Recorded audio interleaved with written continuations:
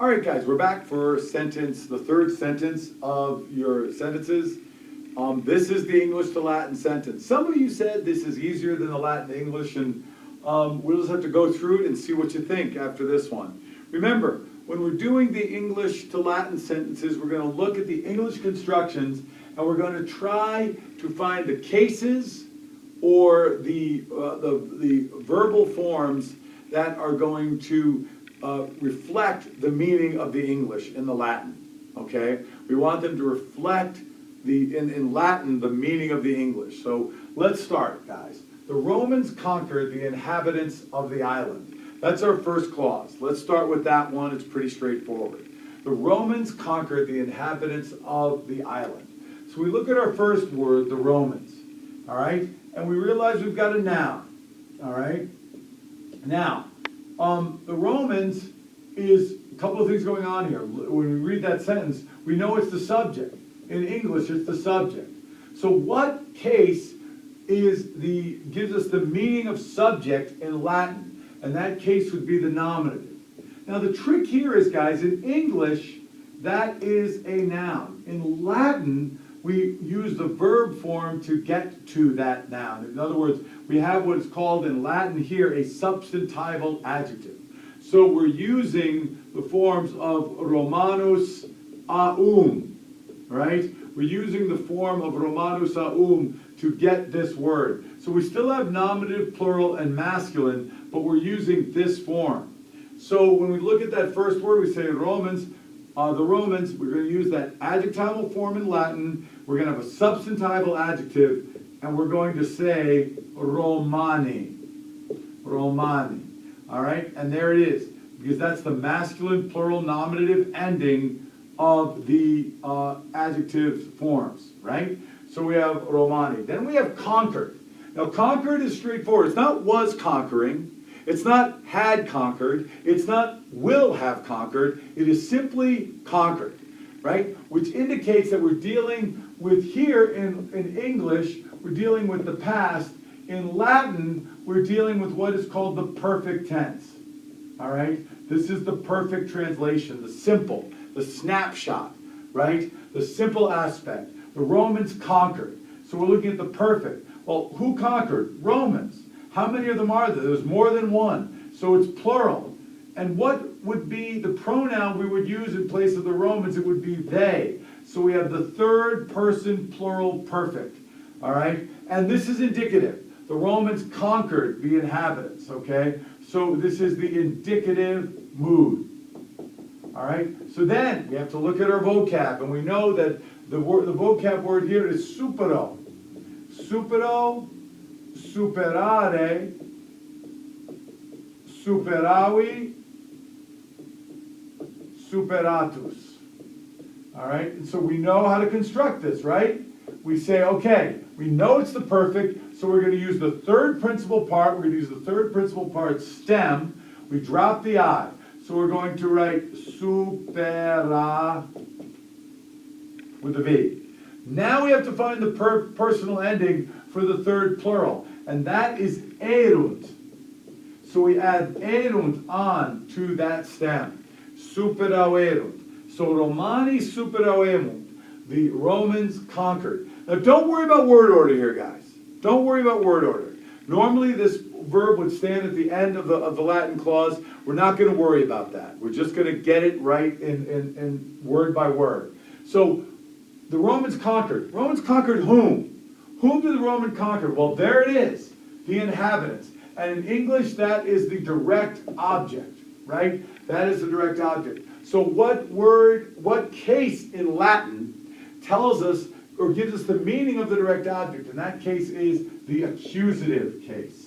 All right, the accusative case. Well, how many inhabitants are there? There's more than one. So it's the accusative plural, right? And genuinely, in Latin, we'll use the masculine form because the feminine form is not specifically mentioned here. So we will use the masculine form. So we know it's incola, incolai, right? That is the incola, incolai. So now we're going to look for that masculine plural accusative form. So our form would be incolas. Incolas. Bam. There it is. So the Romani superaverunt insulas. The Romans conquered the inhabitants. What inhabitants? Any inhabitants? No. It's a specific group of inhabitants. What are those inhabitants? They are going to be seen in our next phrase.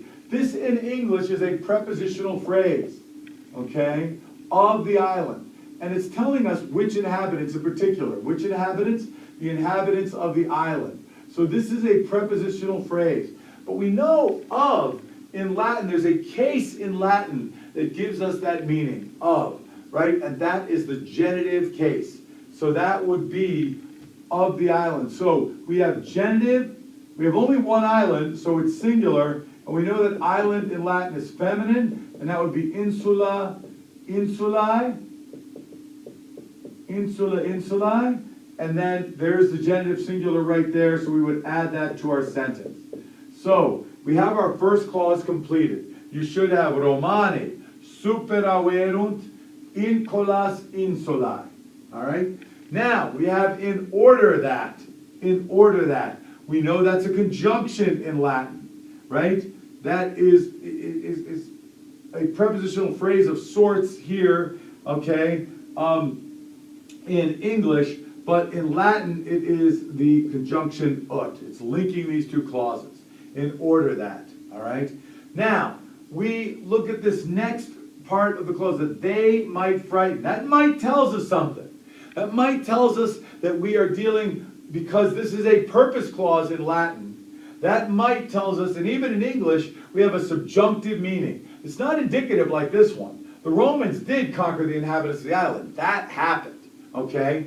But in order what? That they might frighten. They might frighten. So, we have to take that into consideration. We have the perfect here. We have simply conquered. So we have secondary sequence. We know again, because we have might here. So we're going to use the imperfect subjunctive. Okay, imperfect subjunctive. So we have timeo, timere. Oh, excuse me. Tereo, terere. The timeo is to be frightened. Okay. Tereo, terere. We're going to stop there because we found our stem. Once we have that second principal part, when we're using the imperfect subjunctive, we know we have the stem here. So we're going to look at that. We say, they might frighten. They might frighten. So we're going to have our stem, terere. And remember, Teenage Mutant Ninja Turtles, they, NT, so that E stays short. It doesn't have the macron on it. And we add the NT, the personal ending. And we have tereret. So that takes care of the first part of our clause. Now, in order that they might frighten or terrify, who are they frightening or terrifying? Who are they frightening or terrifying? Well, here it is. The free men, right? The free men are being frightened and terrified. Well, there's a couple of ways to do this, guys. And I don't know how you did it on your paper, but we'll look at both ways. I think the ideal here is to use the substantival form. That would be the ideal, all right? So what do I mean by that, right? In Latin, they make great use of it. But you can do it in one of two ways, right? So we know that the Latin word for free is liber, and then in the feminine it's libera, and in the neuter it's liberum, okay? So we have the free men. So we're going to look at that first principal part, excuse me, not the first principal part, we're going to look at that first form, which is the masculine form, all right? And we're going to say, what word gives us the meaning of free men? Well, this is masculine. This is the accusative. These are receiving. Free men are the ones, the direct object. They're the ones being frightened. They might frighten, terrify. The free men, they're receiving the action. So we're going to look here, we're going to see that it could be liberos. All right? Liberos. And that word on its own, as a substantival adjective, means the free men. So, tereret, ut is in order that, right? In order that they might frighten, liberos, the free men. If you wanted to, you could have had liberos viros, or viros liberos. Either one works, okay? Viros liberos, because that is the noun, right? And that would make this, instead of substantival, that would make it an attributive adjective. So you could have used the noun form in the accusative plural, viros, all right? The free men. Now, what free men? What free men? Again, just like the inhabitants, we have a modifier here. What free men in particular? The free men of the province, right? And again, we know that when we see that of, we know the meaning that we have in Latin. The one that reflects that best in English is the genitive case. So we would end up with provincii. All right, provincii.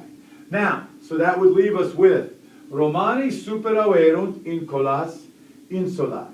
The Romans conquered the free men of the province, in order that ut terrerent liberos viros provinciae, in order that they might terrify or frighten the free men of the province, right? So this would be genitive, singular, and feminine.